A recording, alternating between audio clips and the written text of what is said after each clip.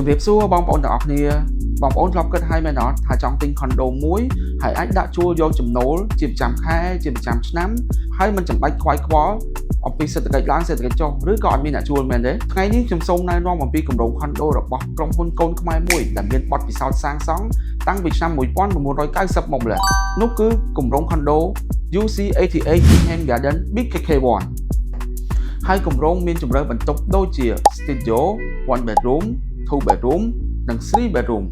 ហើយតម្លៃចាប់ពី$10,000ជាងឡើងទៅតែប៉ុណ្ណោះហើយគម្រោងផ្ដល់ជូនការរស់នៅលំដាប់សន្តាគារផ្កាយ5ដែលមាន facility ទំនើបៗដូចជា Infinity Swimming Pool Sky Bar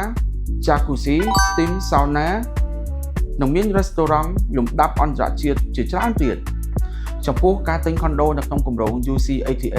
បងប្អូននឹងទទួលបានកញ្ចប់ដេគ័រ fully furnished ជាមួយនឹងគ្រឿងសង្ហារឹមនិងសម្ភារៈដែលនាំចូលពីប្រទេស Swiss, ហ្វាំងឡង់ អាមេរិក អាល្លឺម៉ង់ដែលមានម៉ាកដូចជាម៉ាក Hansgrohe, Duravid, Franke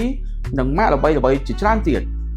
កាន់តែពិសេសជាងនេះទៅទៀតបងប្អូនដែលទិញខុនដូនៅក្នុងគម្រោង UC88 នឹងទទួលបាន GR 6% ក្នុងមួយឆ្នាំរហូតដល់ទៅ10ឆ្នាំពេញហើយ GR នេះគឺជាចំណូលថេរដែលបានមកពីការជួលត្រឡប់ខុនដូរបស់បងប្អូនវិញសម្រាប់បងប្អូនដែលចាប់អារម្មណ៍និងចង់ទទួលបានព័ត៌មានលម្អិតឬណាត់មើលគម្រោងអាចទំនាក់ទំនងមកកាន់ខ្ញុំបានតាមរយៈលេខទូរស័ព្ទដូចខាងក្រោមសូមអរគុណ